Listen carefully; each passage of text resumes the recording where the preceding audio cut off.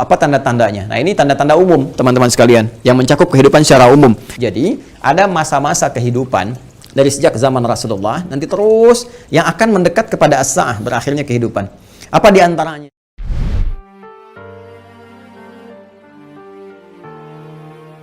Saya ingin sepakati dulu bahwa sebetulnya kalau kita bicara akhir zaman dengan diutusnya Rasulullah SAW, maka itulah sudah masuk dalam ruangnya akhir zaman itu. Ya, cuma kita belum katakan berakhirnya zaman, kita baru katakan akhir zaman. Ya, artinya apa? Kita berada di penghujung kehidupan dunia, ya, dan akan dekat ke akhir kehidupannya, artinya selesai di dunia ini, karena dengan risalah selesai, maka tinggal umat menjalani sampai batas yang Allah tentukan. Ya, batas waktu yang telah Allah tetapkan, kalau menunjuk kepada waktu spesifiknya, detiknya, menitnya, sampai jamnya, disebut dengan sa'ah namanya, as-sa'ah. Ya. Nanti di periode ini ada kejadian-kejadian, ya, di mana segala hal bisa muncul, ya, bisa terjadi banyak hal nanti kita sebutkan, baik itu nanti huru-hara, baik itu banyak musibah, baik itu nanti selesai kehidupan, wafat, bangkit, sesuatu terjadi. Sesuatu yang banyak terjadi, bangkit, dan sebagainya disebut dengan qiyamah namanya. Ya, asalnya qiyam, sifatnya ditambah ta disebut dengan qiyamah. Karena itu nanti peristiwanya disebut dengan yaumul qiyamah. Yaumul qiyamah. Ya. Nanti ada surah Al-Qiyamah, surah ke-75, gitu kan? La uqsimu biyaumil qiyamah. Ini peristiwanya. Tapi kalau kita ingin menunjuk kepada waktunya spesifik, ya, berakhir nih waktunya, selesai, sehingga terjadi kiamat yang dimaksudkan. Kita serap ke dalam bahasa Indonesia menjadi kiamat. Ya, berakhir waktunya disebut dengan sa'ah. Sa'ah menunjuk kepada, kalau sekarang dalam bahasa Arab standar sekarang sa'ah disebut jam. Ya, jam ada detiknya, kan sa'alan. Jam berapa sekarang? Ya, sampai ke detiknya, sampai ke menitnya, dan seterusnya. Itu menunjuk kepada waktu ini disebut dengan sa'ah. Ya, karena itu teman-teman sekalian, ketika Allah menegaskan kapan terjadi tepatnya terjadi kiamat ini, menunjuk pada waktunya, itu hanya milik Allah Subhanahu wa taala, prerogatifnya. Ya, karena itu di Quran surah ke-31 Luqman, di ayat ke-34, ayat terakhir, hal pertama dari 5 hal yang menjadi hak prerogatif Allah, kalimatnya langsung menggunakan kata sa'ah. Innallaha 'indahu 'ilmus sa'ah. Ini. Kalimatnya menggunakan apa? Sa'ah. Ya, di hadis Muslim, nomor hadis yang ke-8, disebut dengan hadis Jibril, ya, alaihissalam, ketika beliau bertanya, mengonfirmasi kepada Rasulullah, ya, Sayyidina Muhammad sallallahu alaihi wasallam, bertanya tentang kapan tepatnya terjadi kiamat. Maka kalimat terakhirnya ketika bertanya tentang iman, Islam, ihsan, mata sa'ah. Mata sa'ah, kapan tepatnya terjadi kiamat? Nabi menjawab, mal mas'ulu anha bi'alama minas sa'il. Kenapa penting saya sebutkan ini? Nah, ada langsung firman Allah dalam Al-Quran, pembuka satu surah, di surah ke-54, Al-Qamar. Ya, Al-Qamar. Dalam pandangan Allah, Allah menyebutkan bahwa ketika Rasulullah diutus sebagai Rasul di akhir zaman, artinya zaman ini terakhir dalam kehidupan, nggak ada nanti umat yang baru lagi, nggak ada Rasul diutus lagi, dan sebagainya. Itu sudah Allah mendeklarasikan satu pembuka kalimat dalam firman yang sangat singkat tapi tajam sekali. Iqtarabatis sa'ah. Iqtarabatis sa'atu wansyaqqal qamar. Quran surah ke-54 ayat yang pertama. Jadi Allah sudah menyampaikan sejak Nabi SAW diutus kurang lebih 15 abad yang lalu, kan? Allah menyampaikan iqtarabatis sa'ah. Ya, masa itu sudah dekat. Ya, jadi sejak diutusnya Nabi, Allah sudah mendeklarasikan, sudah menyampaikan, ya, menginformasikan pada seluruh hambanya bahwa ini kejadian ini sudah dekat. Ya, dengan diutusnya Rasulullah, bahwa zaman ini akan berakhir. Cuma dekatnya dalam konteks firman Allah dengan pandangan kita tentu sangat berbeda. Ya, karena dimensinya tidak serupa, sifat-sifatnya jauh berbeda, kan? Maka demikian pula memahami firman Allah tidak menggunakan pendekatan akal manusia. Jangan kita katakan dekat dengan ukuran kita, tidak. Lihat ukuran Allah. Ya, di mana ukuran Allah? Lihat surah Al-Ma'arij misalnya, ayat yang ke-6. Innahum yarawnahu ba'ida wa narahu qariba. Ya, mereka melihatnya masih panjang, kami melihatnya dekat. Kenapa? Karena ukuran waktu di sisi Allah, ya, itu sudah nggak pakai ukuran standar manusia lagi. Beda dimensinya. Ya, kita keluar dari wilayah kita, saya di Indonesia dengan Malaysia sudah beda 1 jam. Ya, kita bisa ke Amerika, ke Kanada, itu sudah beda terbalik. Bisa di sini siang, sana malam. Ya, baik. Jadi apalagi kita ukur dengan konteks kehidupan akhirat. Ya, ya, ketika Allah berfirman, dengan kita di sini ya antara kehidupan di luar bumi, di langit saja misalnya, itu yang sudah tidak ada gravitasi lagi, sudah gravitasi nol, itu perbedaan waktunya sudah berbeda jauh. Makanya ketika Al-Quran menginformasikan fi yaumin kana miqdaruhu alf sanatin mimma ta'udun, ya ada 1 tahun bisa beda 1000 tahun. Dalam konteks orang dihukum di neraka bisa setahunnya, seharinya serasa 50.000 tahun, sehari bisa 1000 tahun. Artinya kalau Allah katakan misalnya 7 hari, berarti masih 7.000 tahun ya. Ya, 2 hari berarti masih 2.000 tahun dalam konteks terkecilnya, dalam pandangan kita. Tapi kita tidak tahu kapan itu terjadi. Secara singkat, Allah sudah mengatakan bahwa sejak Rasulullah SAW diutus, ini keadaan sudah akhir zaman. Ya kan? 1. Dan sudah mendekat kepada kiamat. Cuma dekatnya itu kapan waktunya, kita tidak tahu. Dalam pandangan Allah dekat, dalam pandangan kita ngitung dari masa Nabi ke sini masih 15 abad, belum kiamat juga. Ya kan? Sekarang belum kiamat juga, makanya jangan tanya tentang waktunya. Ya, yang ditanya persiapan kita apa? Ya, kalau Anda bertanya tentang waktu pada sesuatu yang sudah diatur, kaidah mengatakan sesuatu yang sudah diatur, jangan banyak ditanya lagi. Nanti menjadi semakin tidak teratur keadaan Andanya. Ya, matahari terbit dari timur, tenggelam di darat. Masih Anda tanya, kenapa terbit dari timur? Itu kurang kerjaan. Ya, kurang kerjaan. Ya, kenapa malam gelapnya? Itu kurang kerjaan. Jelas ya? Kenapa? Karena sudah kita mengerti, itu ma'lumun bid-darurah, sudah dipahami. Sudah dimengerti, naluri kita sudah bisa membaca, akal kita sudah mengetahuinya, ditanamkan dalam diri kita. Karena itu, sesuatu yang sudah Allah atur, jangan ikut-ikut mengatur lagi. Ya, Nabi pernah ditanya tentang kiamat, Nabi tanya, bagaimana persiapan kamu kalau terjadi besok? Jangan tanya waktunya. Karena Allah rahasiakan semua itu, supaya memberikan getaran pada jiwa kita, dan katalis pada diri kita, untuk meresponnya dengan semangat beramal dan menyiapkannya. Itu poinnya. Baik, jadi kalau kita sudah pahami ini semua, bahwa kita hadir saat ini, aktivitas kita ada di penghujung zaman, artinya memang kita sudah berada di akhir zaman, tapi kita tidak tahu kapan zaman berakhir, tapi kita bisa melihat tanda-tanda yang disampaikan Rasulullah SAW di setiap perubahan-perubahan yang terjadi di akhir zaman itu. Perubahan-perubahan inilah yang menjadikan kita mesti menghadapi tantangan-tantangan yang dimaksudkan, karena setiap era perubahan tadi itu ada tantangannya tersendiri, tahadiyatnya sesuai dengan karakteristik umatnya. Nah, pertanyaannya, apa yang diinformasikan oleh Rasulullah di zaman beliau berupa tantangan-tantangan sampai perubahan-perubahan setelah masa-masa beliau kemudian wafat, bagaimana prediksi-prediksi yang disampaikan oleh para sahabat, ini yang coba kita uraikan. Dan di antara uraian itu ada yang teman-teman sebut dengan petaka-petaka. Ada yang kita istilahkan dengan musibah-musibah. Seperti apa musibah yang digambarkan itu di setiap waktu-waktu yang berganti sepeninggal Nabi SAW. Itu yang coba kita turunkan. Lalu kita akan mengaji bagaimana Nabi memberikan petunjuk kepada kita dengan izin Allah Subhanahu wa taala, saking sayangnya kepada kita, supaya setiap umat yang mengalami masa-masa itu lulus menghadapi ujiannya. Itulah rahman Allah Subhanahu wa taala. Itulah diantara sifat Rasulullah yang disebut dengan rahmatan lil alamin. Saking cintanya kepada seluruh pengikut beliau, umat beliau, maka beliau memohon kepada Allah diberikan petunjuk oleh Allah, begini, setiap era ini nanti akan ada begini. Nanti kamu akan hadapi begini. Begini cara menghadapinya, begini cara menjaganya. Kalau kita lakukan itu dengan baik, maka Allah akan menyelamatkan kita dari keadaan-keadaan yang dimaksudkan dan lulus kita ujian sampai kita menghadap kepada Allah Subhanahu wa taala. Kehidupan ini sebentar. Ya, sebentar. Jadi kalau kita terlampau banyak mainnya, sayang. Ya, pada akhirnya kan selesai. Karena itu patut kita menata diri dengan baik supaya maksimal kita bisa hadapi. Nah, mari kita turunkan. Kalau sudah paham ini, mohon maaf ya, saya izin hapus dulu. Bismillah. Saya berikan kesimpulan dulu sejenak.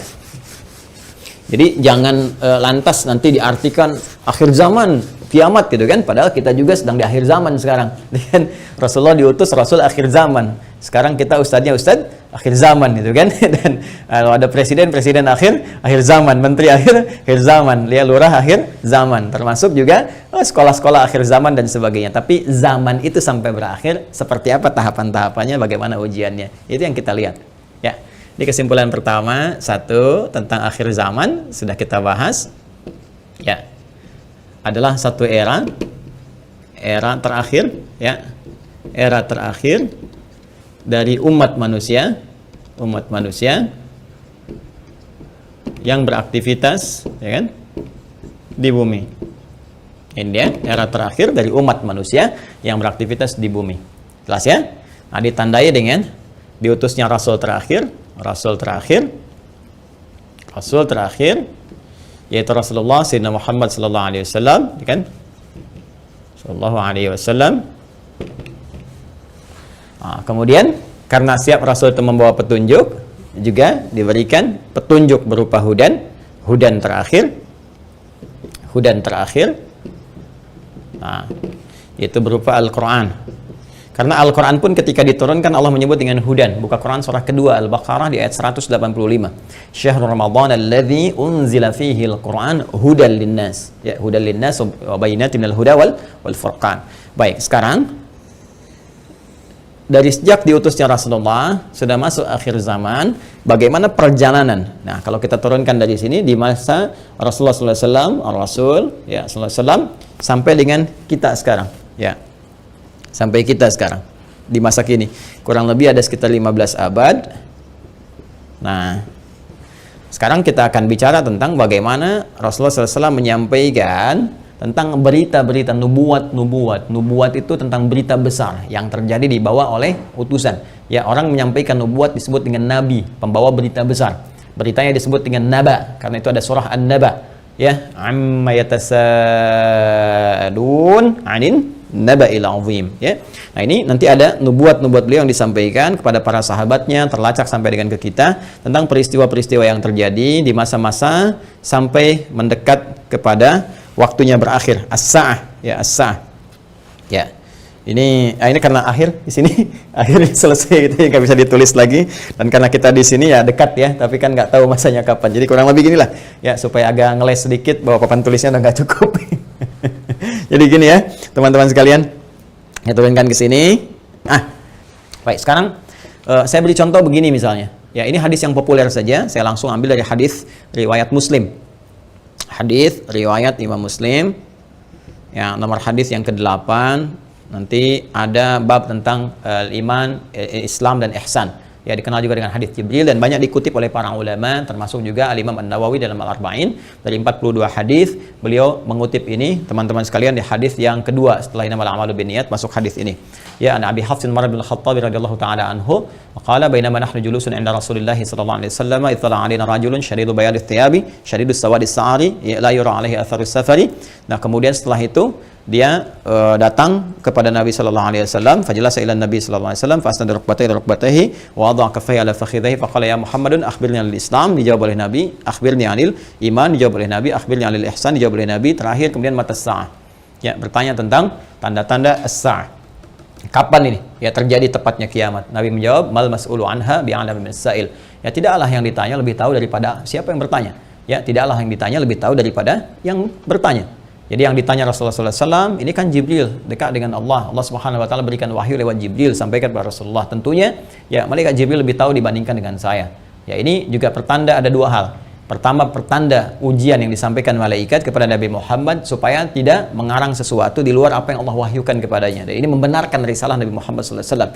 Yang kedua juga salah satu pertanda bagaimana ta'zimnya, ya, kagumnya malaikat Jibril pada Nabi Muhammad karena merasa Rasulullah lebih dekat dengan Allah Subhanahu Wa Taala. Bagaimana dipuji dalam Al-Quran, wa innaka la'ala khuluqin azim, dijamin surga sebelum wafatnya, inna a'tainakal kautsar. Ya, tentu ada pertanyaan dari malaikat, nih hamba luar biasa disayang Allah, dan hamba manusia yang sudah pada tingkat tersayang dari Allah itu melebihi malaikat. Karena itu ketika Adam alaihissalam ya diuji oleh Allah, diminta, ditanya ini apa, ya, Al-Baqarah di ayat yang ke-31 itu, wa 'allama Adam al-asma'a kullaha, dan seterusnya sampai ayat 33, maka malaikat kan diminta sujud hormat. Ayat 34-nya, wa idz qulna lil malaikati isjudu li Adam fasajadu, kan? Maka mereka diminta sujud hormat kepada Adam alaihissalam. Apalagi Nabi Muhammad sallallahu alaihi wasallam dengan segala puncak ketakwaan dan kedekatannya kepada Allah, maka mengkonfirmasi malaikat karena melihat bagaimana kedekatan Rasulullah dengan Allah Subhanahu wa taala. Tapi tetap Nabi dengan tawadhu mengatakan, mal mas'ulu anha bi'alam minas sa'il. Ya, kemudian bertanya an amaratiha, maka akhbirni, ya, an amaratiha, maka sampaikan kepadaku. Ya, informasikan maksudnya kepada malaikat Jibril ini supaya didengar oleh sahabat-sahabat yang lain dan disampaikan kemudian kepada generasi setelahnya sampai dengan ke kita. Ya, apa tanda-tandanya? Nah, ini tanda-tanda umum, teman-teman sekalian, yang mencakup kehidupan secara umum, baik itu dialami oleh ahli Quran ataupun bukan ahli Al-Quran. Jadi, ada masa-masa kehidupan dari sejak zaman Rasulullah nanti terus yang akan mendekat kepada as-sa'ah, berakhirnya kehidupan. Apa diantaranya? Ini banyak hadisnya ya. Ini saya baru ambil salah satu, gitu kan? Salah satu. Maka dikatakan misalnya antali dalam turabbataha. Bagaimana seorang pembantu melahirkan tuannya. Ya, di sini para ulama ada yang memahami sesuatu dunia menjadi terbalik. Ya, suatu dunia menjadi terbalik. Kalau kita lihat tekstual kan nggak mungkin, oh, pembantu kok lahiran tuan, kan nggak mungkin. Tapi ada yang mengartikan banyak hal. Ya, keadaan menjadi terbalik. Ya, misalnya, mohon maaf ya, kan biasanya tuan yang mengatur pembantu, sekarang pembantu ngatur tuan. Ya, jadi nanti ditafsir dengan hadis-hadis lain, ketika yang benar disalahkan, yang salah dibenarkan.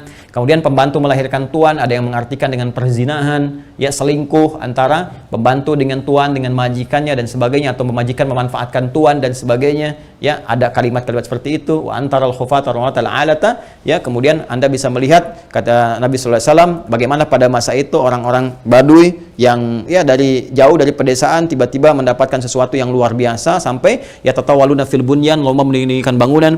Ya, ini ada yang memahami bahwa orang yang biasanya mengembala kambing, artinya orang-orang yang desa dari jauh dari apa yang tidak terbiasa dengan hal-hal yang mewah, tiba-tiba sibuk dengan kemewahan-kemewahan. Ya, kemudian nanti ditafsir di hadis lain, orang-orang berlomba-lomba dalam urusan dunia, sampai orang-orang desa pun ada ikut-ikutan, ya, pengen terlibat dalam konteks dunia dan sebagainya, yang biasanya mereka hidup dalam keadaan-keadaan yang serba sederhana dan sebagainya. Jadi situasi-situasi ini situasi umum.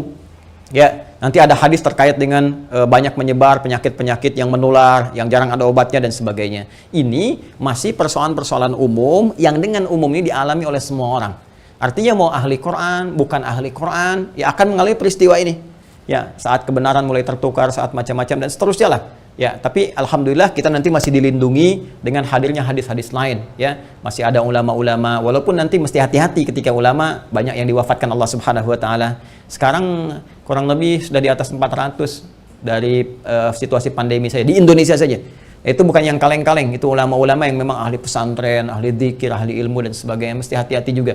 Ya, alhamdulillah kita masih ada orang-orang yang istighfar, bangun di malam hari, orang-orang yang mendekat kepada Allah, orang-orang yang taubat, masih kita dilindungi oleh Allah. Ya, jadi keadaan-keadaan ini, tapi petunjuk-petunjuk ke arah ini sudah mulai terasa. Artinya Nabi menyampaikan setelah kehidupan beliau akan dialami masa-masa ini.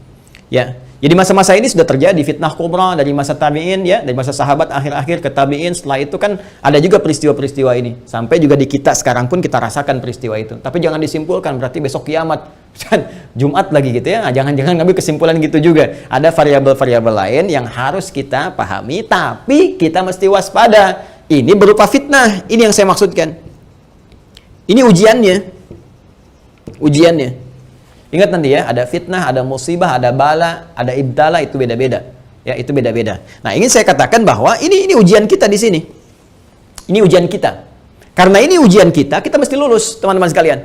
Nah, sekarang dan jangan langsung kita pahami ini kiamat besok ini, tidak. Nabi ingin mengatakan di masa depan ada tantangan-tantangan tuh akan begini. Dan ini kalau tantangan-tantangan ini nggak bisa dihadapi, sudah ini akan menjadi variabel yang mempercepat terjadinya kiamat. Artinya cepat menuju ke arah ini. Ya. Kalau orang udah nggak bisa dikendalikan, nggak ada orang jujur semua, orang semua berperilaku maksiat, orang semua berperilaku fahsya, mungkar dan sebagainya, ini mempercepat. Tapi kalau kita bisa lulus ujian-ujian ini, minimal rahmat Allah kita dapatkan.